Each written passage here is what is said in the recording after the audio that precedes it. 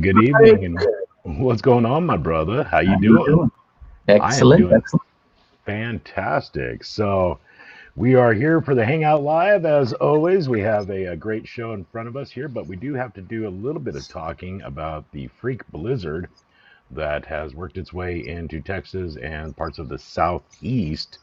Um, severe cold snaps. Texas ERCOT is demanding that people try not to use their electricity as much as possible, as there may be a complete system grid failure that can take place, knocking the entire state out of electricity for a period of months. So they need to make sure that we're conserving energy as much as possible. Very So cool. everybody stay safe. Everybody stay warm. And Absolutely. let's move on with the show. Tonight's show is going to be spectacular event history, first account history lesson Oh, from a yeah. guy who is his song was number 5 RIAA song of the century. One of his Song of songs. the He's got century, many brother. songs. Many songs. Unbelievable. Unbelievable. Unreal. And then he was inducted into the Songwriters Hall of Fame in 2004. His song American Pie was inducted to the Grammy Hall of Fame. I mean, this guy is a cultural and musical icon. Absolutely. Absolutely. Let's go ahead and bring it in. We've got Mr. Don McLean with us tonight Hey, on the Hangout Live. Don, how you Thank doing, you. my friend? Nice to be here. It's great to have you. Thank you. We've had a couple conversations this week, and I can't tell you how much I've been looking forward to tonight because I really want to kind of dive into it. Sure. So obviously we've got the 50-year anniversary of the release of the American Pie album. Correct. This last week actually celebrated, it was the 61st or 62nd anniversary, Don. I think it's the 62nd of Buddy's plane crash. That's correct. Of course, Buddy Holly, Richie Valens, and the Big Bopper were lost in that, and the pilot as well. So we're going to get to that. But Don, I really kind of want to take folks back and kind of show your journey from October 2nd, 1945 in New Rochelle, New York, to today, and just kind of tell people who Mr. Don McLean is and how you got to where you are. Well, one thing I want to say before we begin is that Texas is such a great music state. You know, so many artists have come out of Texas, and Buddy was, of course, one of the most famous, but many, many others. And you could just about work the state of Texas your whole life and never have to leave. Absolutely. It's that amazing. So many things about the state of Texas are extraordinary. And so it's a pleasure to talk to the audience here. And I think even Orbison came from Wink, Texas, didn't he? Or I believe so. Wink, Texas. Wink. It's a funny name. I guess if you wink, you miss it. You know, You're right. That's probably Don't why they called it that. But you know, our country produced the most extraordinary people, and I think part of it was that they weren't exposed early to anything. They had to struggle. You know, if you go to Lubbock, Texas, you see a lot of cotton fields. Absolutely. You know, and Buddy's father was a floor layer. They would lay linoleum, and Buddy tile, Really? Holly tile, and he spelt it Holley. Buddy, I don't know, he dropped the E for a disguise, I guess, but that's what Buddy would have been doing. He'd been on his hands and knees, saying, "Well, that kitchen looks pretty nice, don't it? Yeah, look at there. There's that green really works, you know." So instead, you know, he took a whole different way with Bob Montgomery, the two of them, Buddy and Bob, you know, starting to write songs and play together. So it's like an organic thing, you know. I think that so many groups came up. They were family. The Beach Boys are a very organic group. They're family. You know, there's that feuding thing and all the rest of it. Amazing group, and so many others. So my thing in a way was a very American story. It's I didn't have anybody grooming me, or I invented myself basically with what I heard. And so I was, born in New Rochelle, New York, in a little place called a village called Larchmont Woods, which was part of the city of New Rochelle. So I went to New Rochelle Public Schools, Henry Barnard Grammar School, and Albert E. Young Junior High School.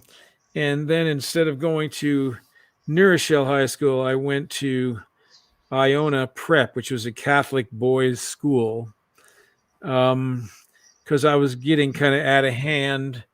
And so my mother wanted me to go there. And it was interesting because when you were in the public schools of New Rochelle, you saw the teachers get beat up by the students. And when you were at Iona, the teachers beat the students up. So it was just a little different. And they all had straps and things, and they put the strap on the table, on their desk the first day. I said, now we're going to have order in the class, and so on. So that's the kind of, you got hit, and sometimes a lot. So that was that environment, which was different to me, but I preferred that to the students beating up the teacher. So I enjoyed it. We had fun. The kids all got along great. And I discovered, every child can sing, right, and they can act and they can draw and they dance. They're always very creative, but they go to school and they get, roped into being, disciplined and everything. And their parents want them to, get a good job and everything else. And being an artist is really almost like falling through the cracks, right, because you have to make up your own, a decent parents, if you say you're going to be an artist, would immediately think that you're a drug addict and a degenerate, and that you're not, a real pillar of the community, which my parents certainly would have wanted. They were very straight-laced. And, but I started, hearing the 78, we had 78 records. It was the only kind they had in my house in the early 50s, were 78 RPM ones. And later on in the mid 50s, the 45 came in, and then the long playing album at roughly the same time. But the music would, I had this almost autistic thing where I would listen to a record 100 times, not just once. If I liked it, I'd play it and play it and play it. And every time I would hear something different. And so right away, I think I was laying the groundwork for wanting to make records later on, when I realized that you actually could do that. I was just 5, 6 years old at this point. And so I would sing for my family and my mother's friends. They would say, oh, well, Donnie, sit on this stoop here and sing a song for us. So I would sing a song. My mother would say, sing White Christmas. I would sing White Christmas. And they'd all think it was nice and they get a laugh out of it. And I had asthma, which I was the only kid I knew who had this. And I would get sick. And then it would turn into pneumonia. And then I would be out of school for a month. I'd come back and I was weak. I didn't know the kids too well. And then it would happen again in the spring. Turns out the reason for it was that everybody in my family, there were 4 other adults, and they all smoked all day. And that was what was doing it. So, but that never occurred to the doctor, who also smoked. So, right. It was, everybody did it. And it was killing me. I can't be around smoke of any kind. It just gets me right here. So my fantasy world increased and my straight social school world decreased. So I became obsessed with music and singing, and I just saw somebody. I think I saw Elvis playing a Martin guitar um, on the cover of TV Guide, and it just knocked me out. I loved Elvis Presley, Absolute. and I said, "Gee, what is that's just transforms a person." Playing your guitar, you're another person. That's the person I want to be. And I said, but I got to learn to play the dang thing.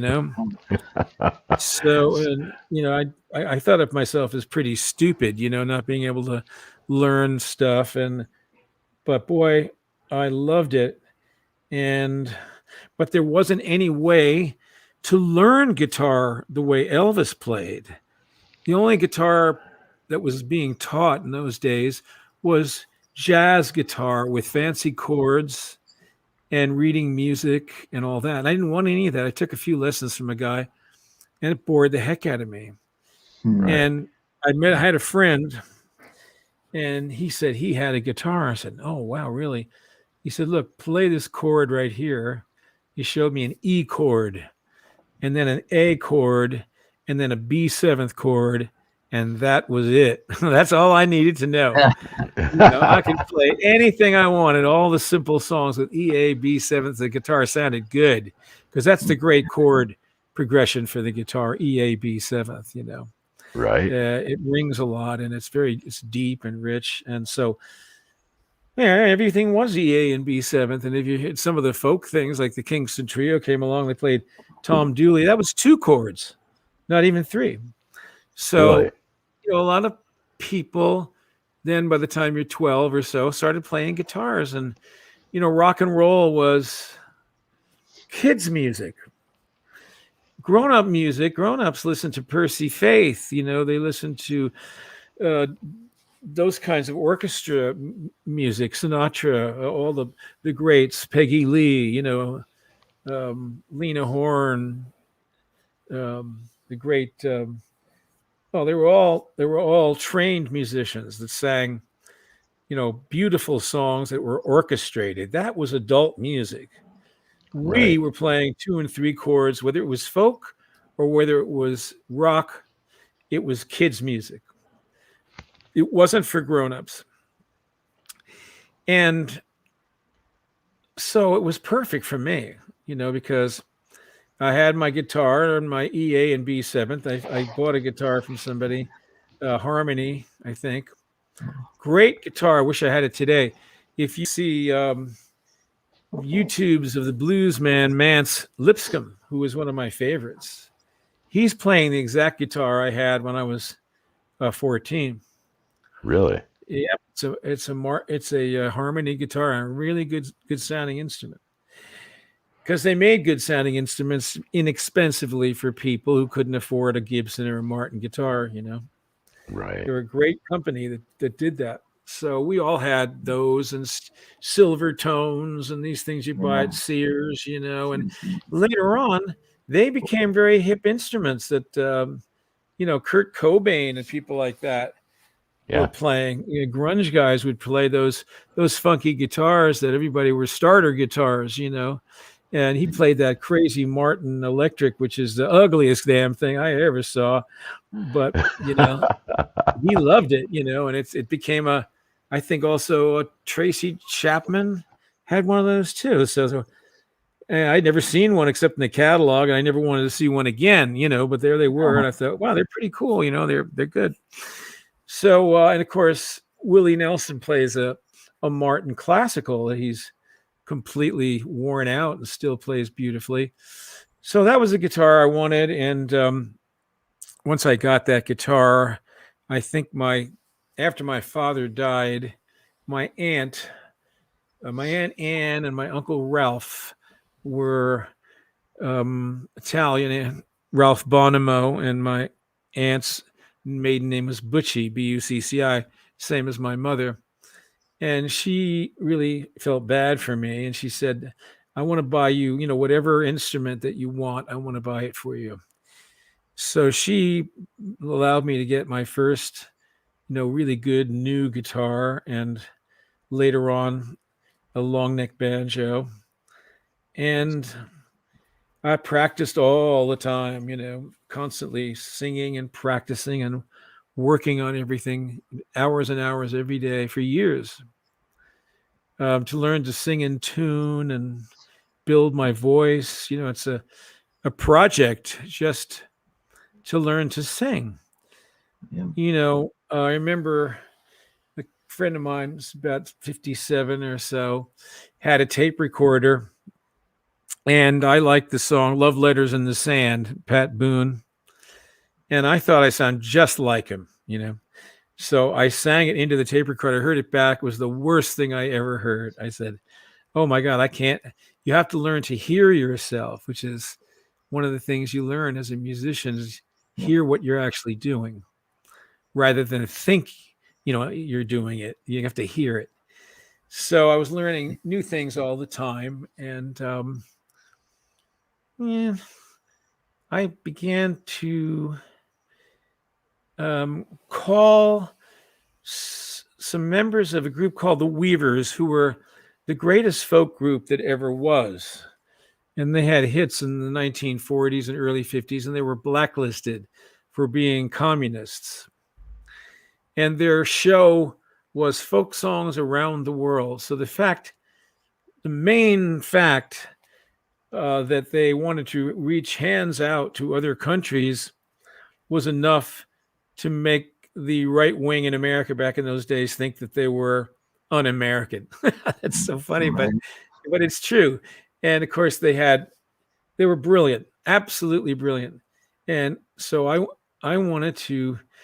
was 15 at this point, and I was playing, singing, and my dad had passed away. So if he'd found out I had done this, he would have gone batshit. But I picked up the phone and talked to the operator. I said, is there a Fred Hellerman that lives in Manhattan? Because he lived there. And she looked at the time, the paper's turning, yes, I have a Hellerman, Fred Hellerman. And I said, could you put the number through for me? Or maybe she even gave me the number and I dialed it. Well, Fred Hellerman was the guitar player and the baritone singer, and really the musical director of the Weavers.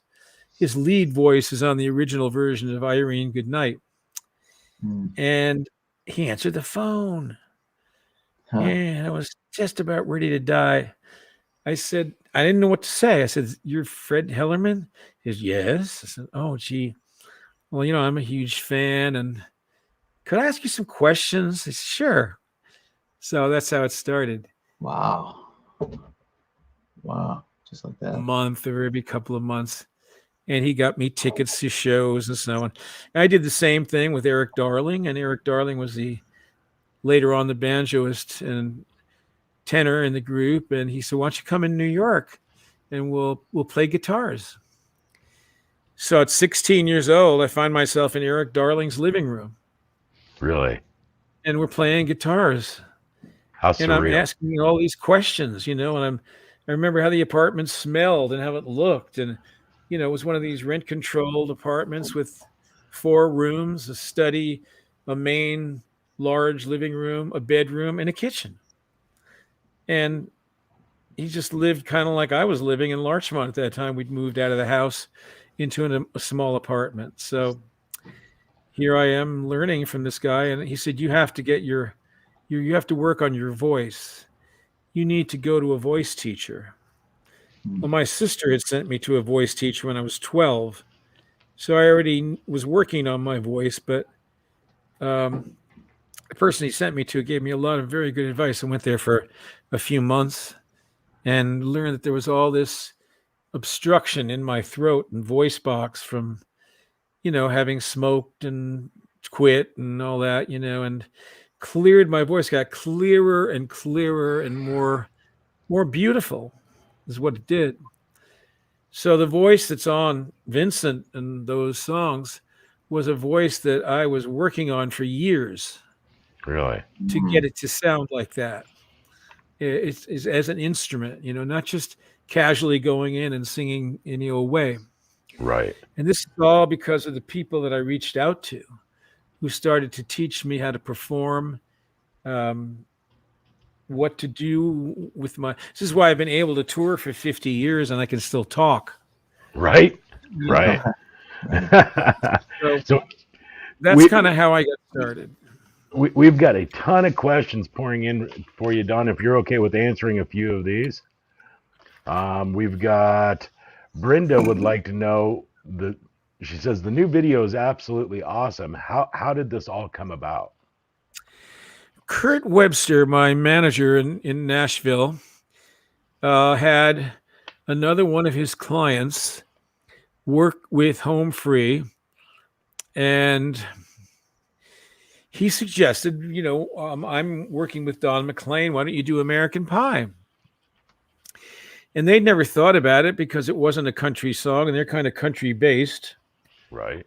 And so they loved the idea. So they went ahead and did it and came up with their version. And then I went to Nashville and sang on it. And then they said, well, we're going to do a video. And so they came out to the desert here, and I did my part, and they superimposed it into the video, and the thing took off, and just everybody liked it.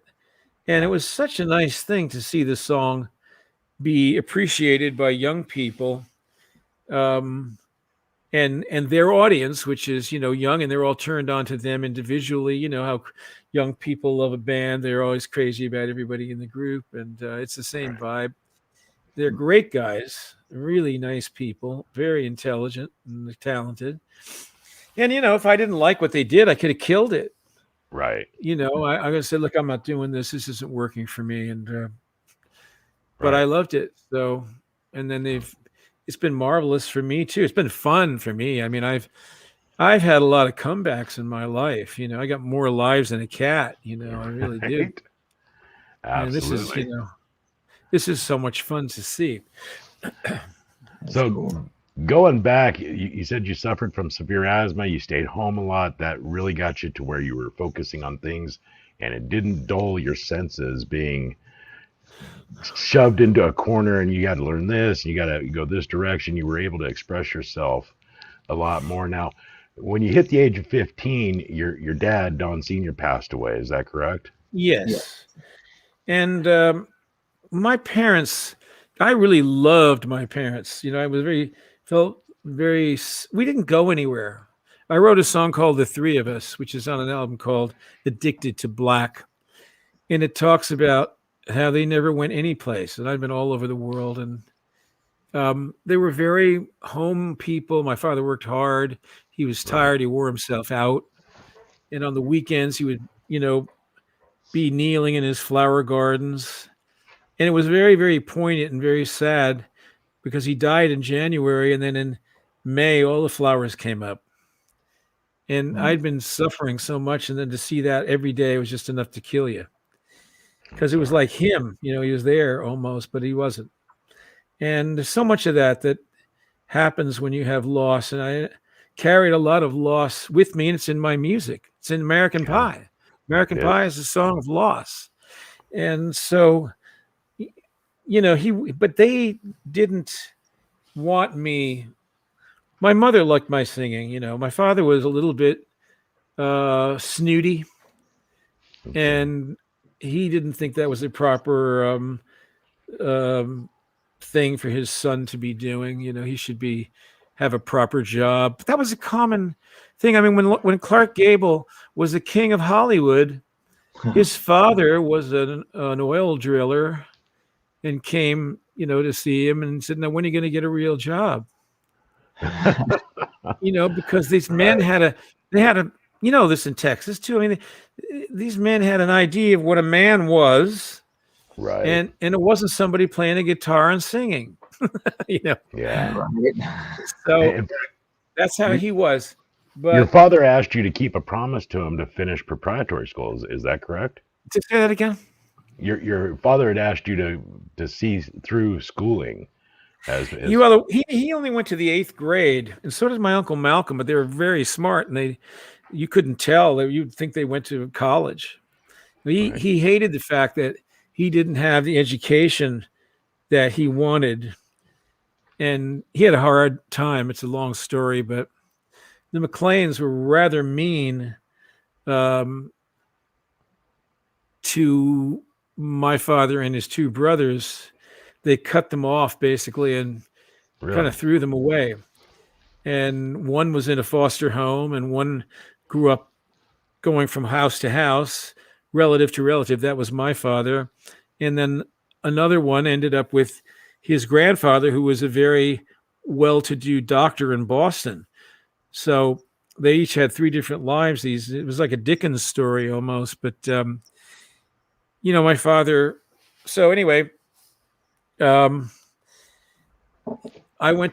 why I went back to college. And when I graduated, I had a degree in finance, a business BBA, and I had a minor in economics and philosophy. And I was wearing the black robe and, getting the diploma. And I looked up at the sky. I said, well, I did it, Right. And I thought I would never use this degree, but I loved learning it. It was really fun. By golly, I made so much money. Right. That I had this degree and I didn't sign stupid contracts, that gave everything away. And that's the reason why I'm, fixed well at this age, and not like so many of the others that you mentioned, which, Right. have made so much money for other people. Yeah. I didn't like Absolutely. that. If I'm going to make it, it's mine, I want it. And, so there's a lot of finagling in the music business, stealing, really, outright stealing. It's just well, you went through that with Herb Gart, your ex-manager. That's right.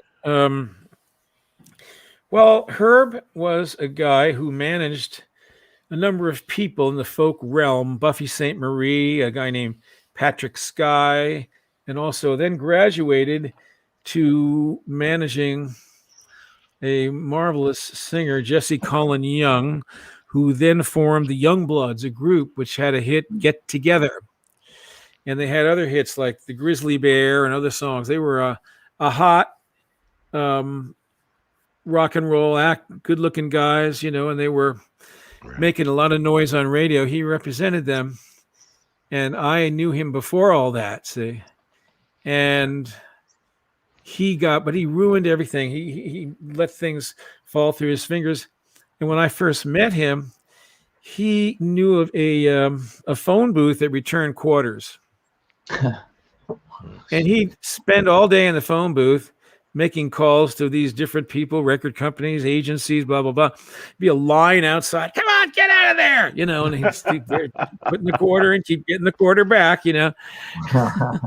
So that's the guy I was with, Right. And we made it to the big time, and I couldn't have the heart to throw him under the bus, because we'd come so far. One of my failings is loyalty. Now I'm happy I'm loyal, and but it got to the point where he had an attorney that worked for him who stole money from everybody, and most especially from Bob Marley, and he had those Rastafarians after his ass, man. They were really going to get him, and he took $200,000 from me. He ran a copyright collection bureau, and my manager facilitated the theft of this money by telling me a false story. And as a result of that, I fired him.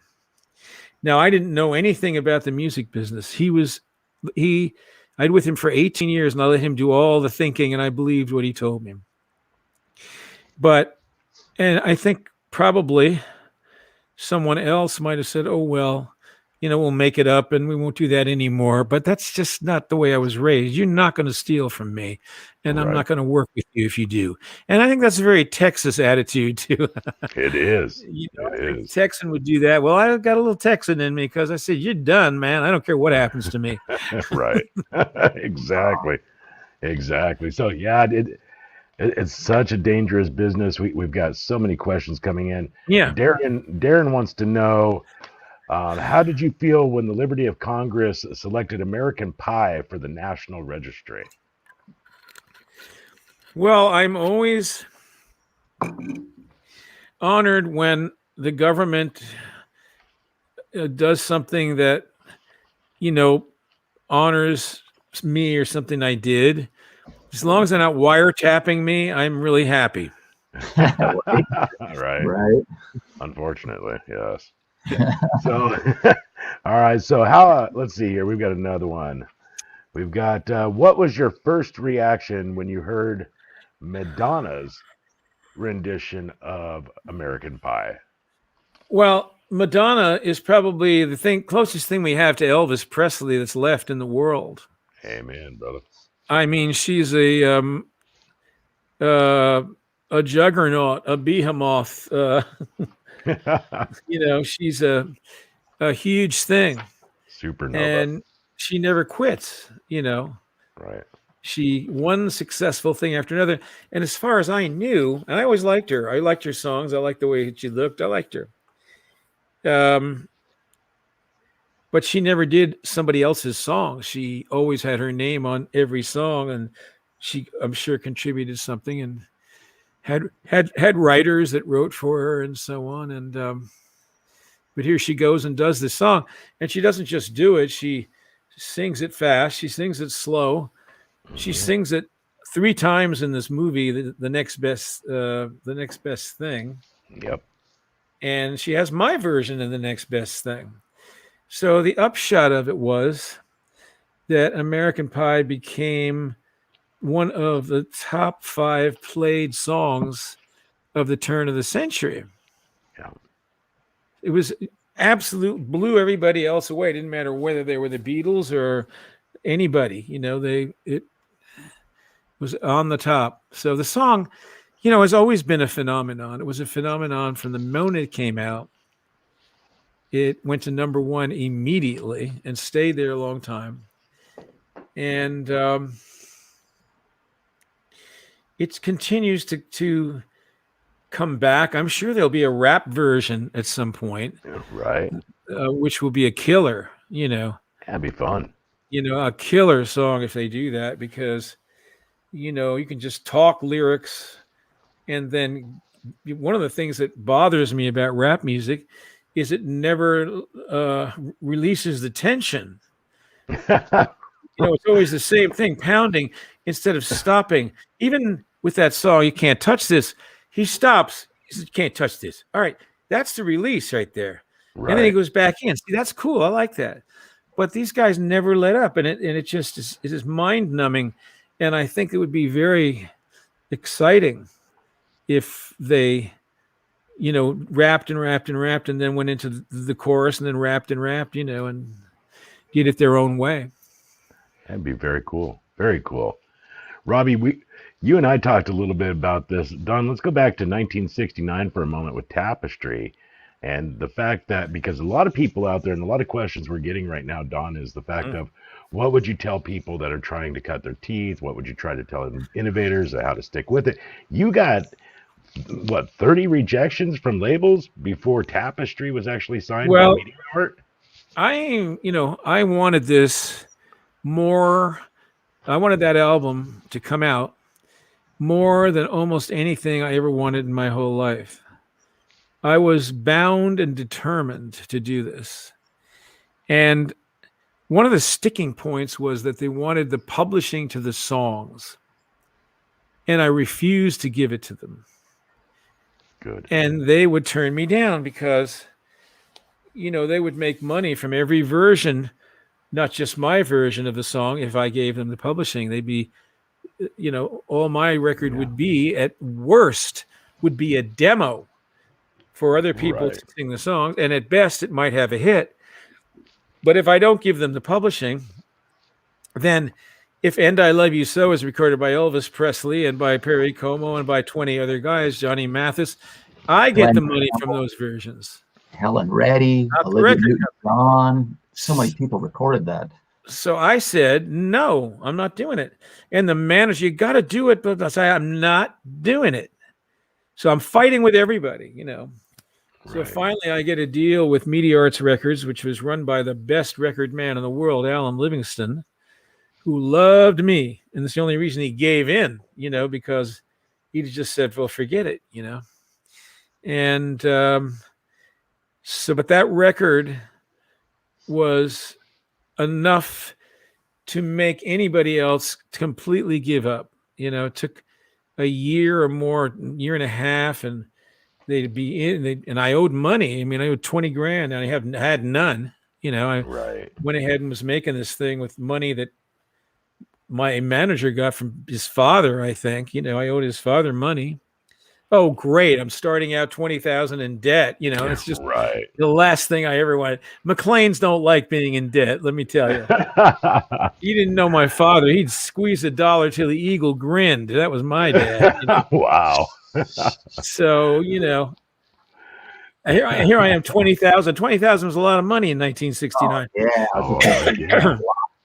So I'm freaking, and but I would say no, and I said, you know what? I'll die before I won't get this out. I swear to God, I'm going to get this out. I'm like Scarlett O'Hara, in the middle. I said, I'll never be poor again. That was that's the kind of determination, and that's what you have to have. If people are asking questions, you have to put this ahead of everything for years. And I mean relationships, friendships. And let me tell you, you do this and you're not successful and you behave that way, then you're not going to have friends because you acted like a jerk when you were so focused on this. If you succeed, you're not going to have friends either because they can't compare their crummy lives to your stardom. Right. And they walk away from you. So you're on your own. From the moment you choose to do this, you're on your own, and there's no going back, because as the years go on, they get settled in their work and their family, and they have married, they have children, they have roots, friends, all this stuff. You're out there singing one nighter someplace. Right. So it's a rough thing to do and a hard thing. Absolutely. To do. And this is why you see so many wrecked marriages and trouble. Even look at Sinatra. He had everything, married 4 times, and all this public, making fun of him and Mia Farrow, and and just mocking him, all this stuff. And this guy just keeps on swinging, making these great records. And you got to be mighty tough, I'm telling you. Intellectually and emotionally, and you can't be too tough or you won't be sensitive. So it's tricky. Absolutely. So that and I Love You So, Elvis Presley, the King, did that song. I mean, and he was an influence on you. Obviously, you saw him playing, and that influenced you. Oh, totally. How surreal. Well, yeah. The thing about it is that Elvis wanted the publishing on the song. He had done that. I don't know if you've seen an article on Dolly Parton, because he was going to sing "I Will Always Love You." Yes. And said to Dolly, "Yeah, but we want, I think the Colonel said we want the publishing," and Dolly said, "Hell no," So he didn't record the song. Right. And the story is how she feels so bad that he never got to hear him sing her song. Right. Same thing happened to me. I said no. He went and recorded the song. And then he sang the song every night for the last 2 years of his life. Yeah. And it's the last song on Elvis in Concert. Yes. For which I just received a triple platinum award from RCA. Wow. Because my song is on that record. So that's on my wall. I don't know, you can't see, but I'll show you. I've got. Yeah, please. I got let me just show. How can you pick that up and get those wires off of there? I want to. Absolutely want to see I'll that. show you what. Okay. Can you see that right there? Oh yeah. Look at that. It's all over the place. And it's on this side too. It's like I love it, brother. Yeah, sweet. I'm not showing you properly. But yeah, there's a lot. And this is only in the last year since I've been out here in Wow. California, because what's happening now is they're going back and counting the records I made in the 1970s, which Right. and they're going to I'm be getting records for Tapestry and Don McLean and all those albums. So I'm a one-man mint back here. Right. You had some more success off that Tapestry album with Castles in the Air too. That was a great song. Well, it was re-recorded with Larry Butler, who recorded "Crying" and had a #1 record with him, and the Jordanaires. The Jordanaires are on it. From Elvis, yeah. Jordanaires. Big Thrill. Yep. Big Thrill, and I had Castles in the Air. The Jordanaires are on that, the remake, How and cool. that was top 5 record. And then I had Since I Don't Have You, and I don't know, there was one other that was in the top 10, I think, but from those 2 albums, Chain Lightning and Believers, and they are now both on my Don McLean YouTube website. Nice, brother. You can hear Nice. one of my favorite songs is The Boys and Me doing a lot of lovin'. I love that song, Gene Vincent. If you're out there, kids, listening, you can look it up on YouTube. Don McLean, a lot of lovin'. And those are some of the best side man. Bob Moore's on bass, and oh God, just tremendous. And the Jordanaires are in the background. It's I've got to hear it now. I've got to hear it. Yeah, a lot of lovin'. Check it out. A lot of loving. We've got to your know. lyrics seem very, like, you are very particular about, it seems like every single word, every single detail of what you sing is like you are just like poignant. I mean, I don't even know how to put it into words, but it's clearly that you think through every word. That's you right. must, because it just feels. Well, I love the English language, and I'm always looking up words and phrases, and I'll say something and say, what does that mean? I've been saying that my whole life, Right. I'll look it up, and so I love words, and I love lyrics that are tight and say what you want to say. And then, Pete Seeger, who I knew well for about 7 years, from say 1966 to the mid 70s. He was a folklorist. His father was a famous folklorist at Harvard, Charles Seeger, and they were interested in analyzing folk melodies to determine what their origins were, where they came from, and they could do that by the melodies. They were with a folk song, you didn't have any way to write it down, didn't have any way to record it. So one guy would sing it and another guy would learn it and sing it a little different. So you'd have 5 or 6 or 7 or 8 versions of a song pretty soon going around. So that's what their thing was. They loved doing that in the history and so on. So Seeger delved into me a little bit, and he said, well, your mother comes from Abruzzi, which is where all the Italian melodies come from. And your father comes from the Isle of Iona, which is where the Scottish poets come from. Wow. Isn't that crazy? So he saw me as a genetic, accident of some sort, that had these 2 aspects to his makeup. And I can just do this. I don't even know how I do it. I write melodies that are real melodies. Really, I mean, in my mind, they're good melodies. They're not fake melodies or crummy melodies or just, some kind of words are hanging on some stupid notes. They're melodies. They sing. And all my songs have that. I don't even know how I do it. And then I'll start writing something, and these ideas will just happen. I wrote a song called Ain't She a Honey, which is on the Botanical Gardens album. Right. And I have no idea how I wrote that song or those lyrics. It just came to me. They come in on my radio. That's what I say. Yeah. We actually hear that a lot with some of the artists that we've had on the show in the past that have had, good size hits, mega hits, #1 albums, stuff like that. We're like, I don't know, just there Yeah. it is. And in 10 minutes I wrote the song, And I think because a lot of us artists, they say there's a little joke. I want to grow up and be a musician. And father says, well, you can only have one, you know.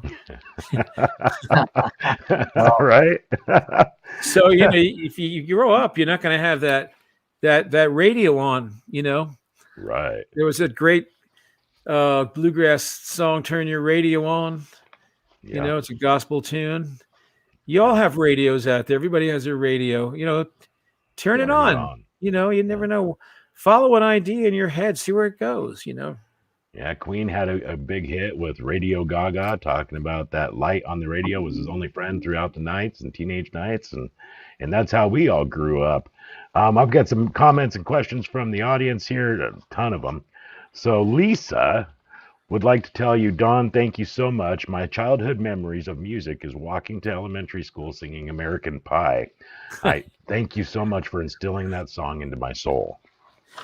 I can't That's a cool tell you comment. how happy it makes me to know that I've been able to give something to people that they love, that helps them, and it's a good feeling they get, a happy feeling they get in their lives. There's so much, you can't live long without having sorrows, and having Yeah. troubles, and that's the nature of life. Life is it's struggle, and it's sadness, and it's happiness, and it's ebb and flow, and you Yeah. have to be. And the songs are what make us strong to get through the bad times. No matter how much I've been down in my life, I always had my guitar, and I still love my guitars as much as I did when I was 14. Absolutely. Absolutely. It just brings comfort to you, doesn't it? When you pick it up and you start strumming Yeah. it, it brings you Oh, I comfort. start losing myself and I start to fool around and sing this song and that song, I Right. never take for granted the fact that, I can sit down and play a guitar and sing with it in anything, 10,000 songs. I can Right. sing anything I want. It's And incredible. that's a nice thing to be able to do, The impact of music on our society, obviously, and our culture it's unfathomable. Even when I get up in the morning and I go to my radio station and I sit down in my booth and I can be in the worst mood ever. And I hit that booth and I crank the tunes up and I start putting in my selections and I'm like, it's just you. That It's is just exactly right. that. Being on the So, road and having a great band, which I do, I'll get there, I'll be all worn out. I go the day before because I just don't like going and singing that night, and my girlfriend and I'll go and we'll have a nice time in the hotel and have a food or whatever. In the old days, when right. and you get to the theater and they're showing up, all of us go together. And then we start doing the sound check, and then we start running over some songs, and all of a sudden you're feeling pretty good, Yeah. and you're ready to go on stage, and you feel ageless, and you just rock and roll for an hour and a half or 2 hours, or whatever you feel like doing. That's it. We did this thing on YouTube. It's called 615, and I went to Nashville and right in the middle of this pandemic, and did the Huckabee show, and I did a bunch of other things, and sang with a few of my boys. We sang a show, but nobody was in the studio. It was just like the guy taping it and a couple of other people. And you can get some idea of kind of what I do if you find that it is on my YouTube station. We'll have to check that out. I'm going to share that link on everything that I've got. So that people can go to that and find that. Darren would like to know, at what point were you thinking about making a song? Now, That's a good what it question. says here is about Buddy Holly. So I think we really need to dive into what American Pie was, because obviously the first portion of the song starts off with the Buddy Holly and the day that the music died, but then it's really about the morning of the 60s, right, Don? Well, it's about a lot of things, and it's a dream, so I never really talk about it. I could have easily mentioned names in the song if I had wanted names to be mentioned, but I didn't, for a reason.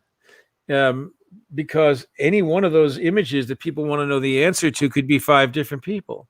Right. And that's how I want it. It's So I've recorded another song called American Boys Invented Rock and Roll. Me and my guitar player, Vip Vipperman, wrote it, and he wrote the words. And it mentions everybody, Marty and, Johnny Cash got rhythm, da da da da. So it's completely opposite type of a song than American Pie. It's more like, the guys that gave us rock and roll, which I think the Beach Boys have on one of their records. Do you remember the guys that gave us rock and roll? So American Pie is not that kind of song. So that's the reason I don't talk about the lyrics. Right.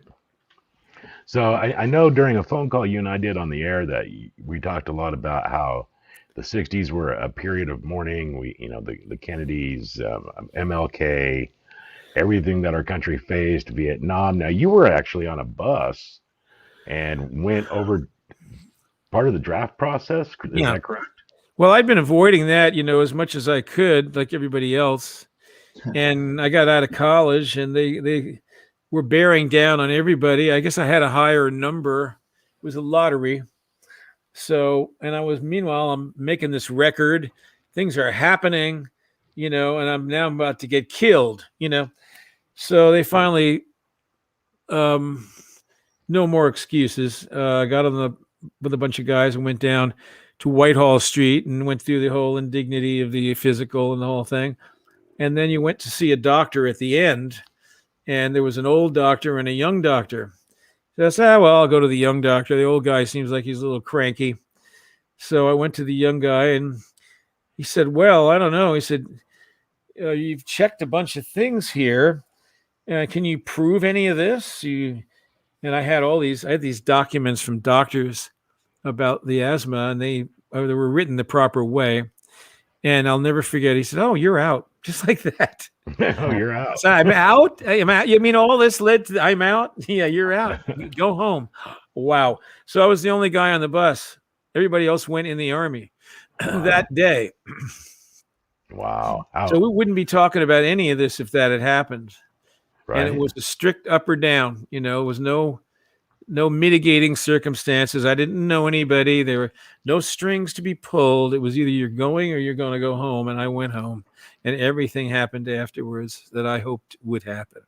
Thank God, brother. Thank God. 1971, you hit American Pie comes out. Not a lot of people know that there was 2 #1 songs on that album. Yes, Vincent was also a #1 song. And then there are other famous songs: Babylon, Crossroads, Absolutely. The Grave, Winterwood. So the album, I was just in a wonderful world of incredibly creative songwriters and musicians who were challenging me to do my absolute best. Right. With some of the dreck that I hear on the radio, there's nothing that says, oh, I want to do that better than he did it, because I don't even want to do that, Right. But the environment was so great in those days. Frankly, I was an odd bird. The songs I would do were very odd for the first time. No one ever heard a song like Vincent. No one ever heard a song like American Pie before. There's nothing like it.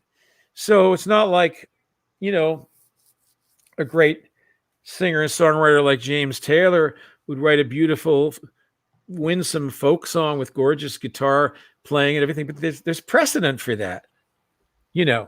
But there was no precedent for some of this weird stuff that I was doing. Dreidel, but I had to do it. It was like modern art almost, so the one thing that you mustn't do is try to be like anybody else. You want what you do to be the purest thing. And the question was, when did I think I could write a song? And that happened in about 1964, around there. I started fooling around with, I think it was a Woody Guthrie song that I heard, like Roll On Columbia or something like that. And I thought, gee, it's just a verse and a chorus and a verse and a chorus, and you tell a story. I think I can do that. So, I started fooling around with it. And Woody was really the first person to make me think I could write a simple song. And then the next thing that happened is I grew older and I had things that I wanted to say that I simply could not find and that anybody had ever written about. So I had to write it myself. Superman's ghost, write about George Reeves. Yeah. No one ever wrote about George Reeves. So Right. I had to do it. That's cool. Tapestry, wanted to write a song about the environment, and I saw that everything was connected, like this beautiful tapestry of all these colors and threads and everything were all connected, and each thing has an effect on the other. So that's a whole different song. So each song you go and follow it all the way until you get to the end. Wow. Mm. Wow. Of course, you I, have the golden voice, and to prove that, "Killing Me Softly" with his song "Killing Me Softly" was written about your voice, about your singing. Yes, that's the story Correct. of Laurie Lieberman. how cool. Laurie Lieberman had two men, Charles Fox and Norman Gimbel, who were songwriters, but also were her managers. And so there was a little bit of a strange conflict there. And Norman Gimbel Laurie Lieberman came to see me at the Troubadour with a friend of hers. She didn't really want to go, but she went anyway. And I sang the song Empty Chairs, which is another song on the American Pie album. Right. And it touched her. And she wrote a poem about me and how I looked and how that song sounded and what it said and all that. And Norman Gimbel, she wrote it in in a little notebook, and he took that notebook but never gave it back to her. And I got to tell the truth. And he incorporated a lot of what she said into the lyrics that he wrote and never gave her any credit. Oh, Really? And then the two of them sued her and really made her life miserable for a long time. And then she came out of that. She's such a nice person. You might want to interview her someday because she's quite an unusual, sweet person. Too nice for show business, Really? And so then to cut to the last part of this story. So like 40 years later, this story has been out there for 40 years. Right. Everyone's been writing about it. It's in Norman Gimbel's Wikipedia site. I get a call from Norman Gimbel threatening me and saying that I have tried to insinuate myself into the lyrics of his song. 40 years later, I'm thinking this guy's he's off his medicine, Right. It's crazy. So I'm completely flabbergasted. I did not know what to say or do, except I was mad. I have a temper. Right. And it's the Scottish in me or something, because I was Scottish mad at this guy. And what I did was I'm very organized. So I called my friend Alan Howard, who was my webmaster, and he's the great Don McLean expert. He knows more about me than anybody. And I said, didn't we have an article somewhere where Gimbel and Fox and Laurie Lieberman were in the same room talking exactly about how this song was written? Meanwhile, I get this article. It was written by a very famous lady in New York named Patricia O'Hare. And sure enough, the three of them are telling exactly the story Laurie told, except without the fact that he took the book, the little notebook, and didn't give it back. That's not in there. So we sent that to his lawyer and told him to get lost. Yeah. And he did.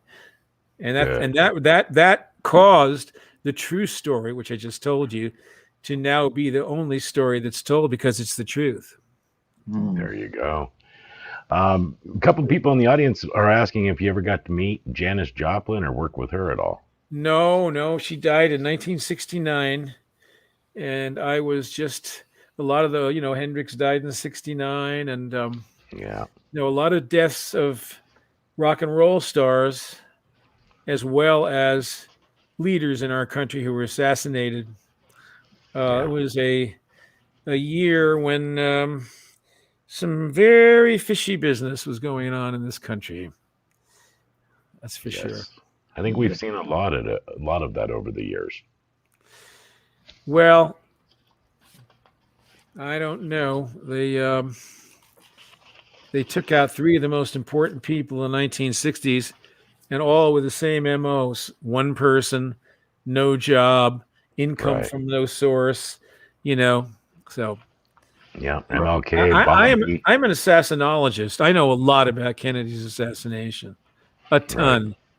And a good place to start is Oliver Stone's movie JFK. If you want to know a lot about it, was taken from a book called Crossfire, which was written by a guy named Jim Mars, and it's extremely well done. And he's a Texan. Yeah. Jim Mars is a Texan.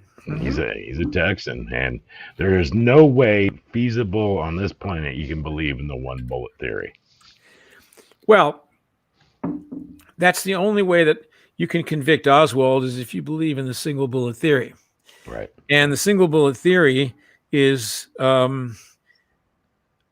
negated by the fact that more lead came out of the wrist of Connolly than was found missing from the bullet, which landed in a pristine condition on the stretcher at Parkland Hospital. So it's absurd. Yeah. It's absurd. It's absurd.